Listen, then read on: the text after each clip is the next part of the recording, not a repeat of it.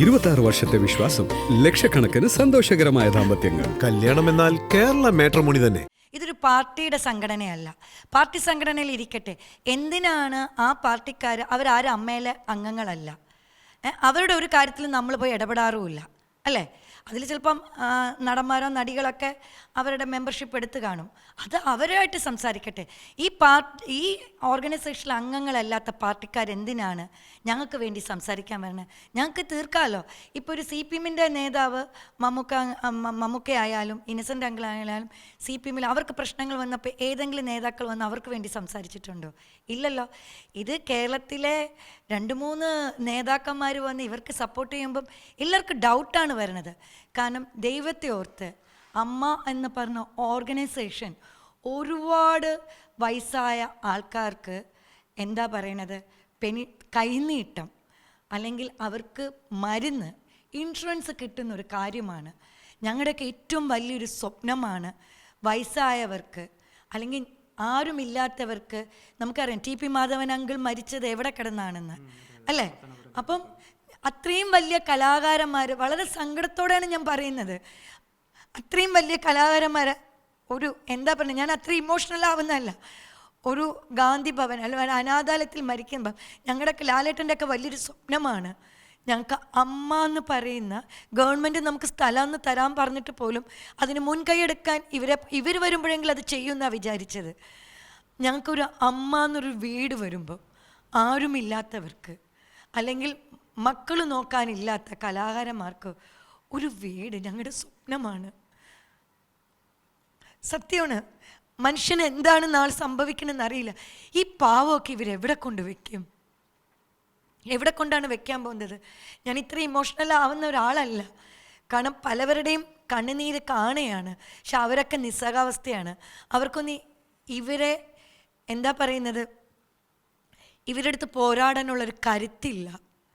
അവർക്ക് അവരുടെ ഫാമിലി സമ്മതിക്കില്ല, മക്കൾ സമ്മതിക്കില്ല. ശരിക്കും പറഞ്ഞാൽ ഞങ്ങൾ കുറച്ച് പേര് നിന്ന് എന്ത് ചെയ്യാൻ? കാരണം ഇത് ആരൊക്കെ ഇതിൻ്റെ പിന്നിൽ നിന്ന് നന്നായി ചരട് വലിക്കുന്നുണ്ട്.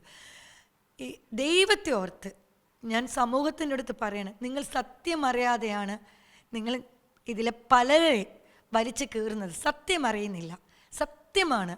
കാരണം ഇതിൻ്റെ അകത്ത് നിൽക്കുന്ന ഞങ്ങൾക്ക് ഇതറിയാളൂ. നടൻ ദിലീപ് അമ്മ സംഘടനയിലേക്ക് മടങ്ങി വരണമെന്ന് അങ്ങ് ആഗ്രഹിക്കുന്നുണ്ട്? അല്ല, ദിലീപേട്ടൻ്റെ ഇത് ഞാൻ നേരത്തെ പറഞ്ഞത് അന്ന് ബാബുരായ് ചേട്ടനൊക്കെ ഇരുന്ന സമയത്ത് ഒരു സ്റ്റേറ്റ്മെൻറ്റ് കൊടുത്തതായിരുന്നു. കാരണം ഈ ഒരു ഓർഗനൈസേഷന് വേണ്ടി ആദ്യം ഫണ്ട് ഉണ്ടാക്കാൻ ആരും സിനിമ എടുക്കാൻ ഇല്ലാത്ത സമയത്ത് അമ്മ സംഘടന ഒരു കുറച്ച് കാശ് ഇത് ചെയ്യാൻ വേണ്ടി നമ്മളൊരു സിനിമയ്ക്ക് ആലോചിച്ചപ്പോൾ അന്ന് ദിലീപേട്ടൻ ധൈര്യത്തോടെ മുന്നോട്ട് വന്നു. അന്ന് അദ്ദേഹം കൊടുത്ത ആ രൂപ മാത്രമല്ല, 1 കോടി രൂപയാണ് അയാൾ ഫണ്ടിലിട്ടത്. അത് കഴിഞ്ഞ ശേഷം ലാഭം കിട്ടിയപ്പം 50 ലക്ഷം രൂപ എക്സ്ട്രാ ഇട്ടു. അദ്ദേഹത്തിൻ്റെ കണ്ണീരാണ് അപ്പോൾ ഇപ്പോഴുള്ള പ്രശ്നങ്ങൾക്ക് കാരണമെന്നുള്ളതാണോ അങ്ങ് പറയുന്നത്? അന്ന് എനിക്ക് തോന്നിയിരുന്നു അതൊക്കെ ആയിരിക്കാം പ്രശ്നമെന്ന്. പക്ഷെ അത് ഞാൻ അത് എൻ്റെ അഭിപ്രായമാണ്, അത് വേറെ ആരെയും അടിച്ചേൽപ്പിക്കാനില്ല. പക്ഷെ ദിലീപേട്ടൻ വരില്ല, അതെനിക്ക് നന്നായിട്ട് അറിയാം. കാരണം വേദനിച്ച് ഷമ്മിച്ചേട്ടൻ എന്തിനാണ് അവിടെ നിന്ന് പുറത്താക്കിയത്?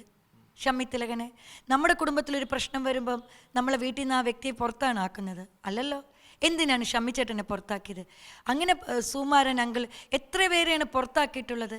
എന്തിനായിരുന്നു? പക്ഷെ അവരാരും പുറത്ത് വന്നിട്ട് ഇതേമാതിരി ഒരു ഷോ കാണിച്ചിട്ടില്ല, ആണോ? പക്ഷെ അന്നും അതിൻ്റെ അകത്ത് എല്ലാം തീർപ്പാക്കിയിരുന്നു, എല്ലാവരും ചേർത്ത് പിടിച്ചിരുന്നു.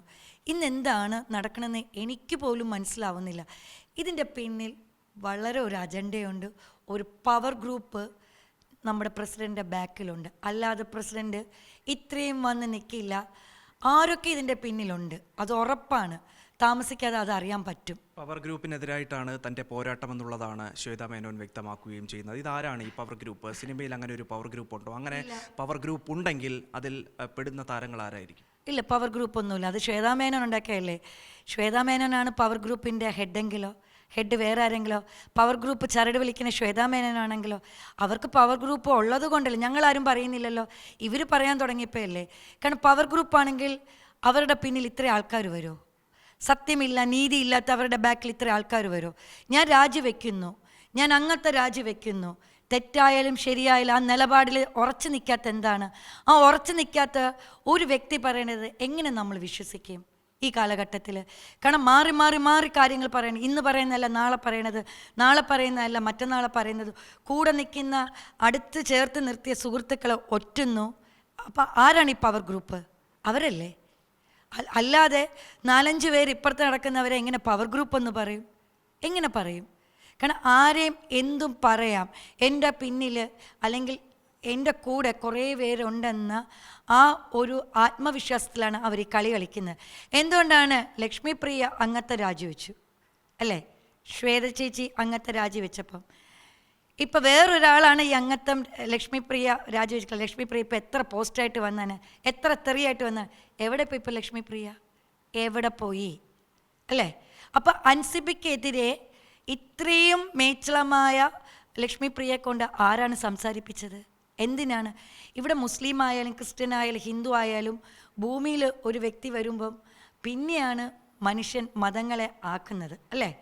ഏറ്റവും പുതിയ വാർത്തകളും വിശേഷങ്ങളും വിരൽത്തുമ്പിലറിയാൻ സീ മലയാളം ന്യൂസ് എല്ലാ ഡിജിറ്റൽ പ്ലാറ്റ്ഫോമുകളിലും ലഭ്യം.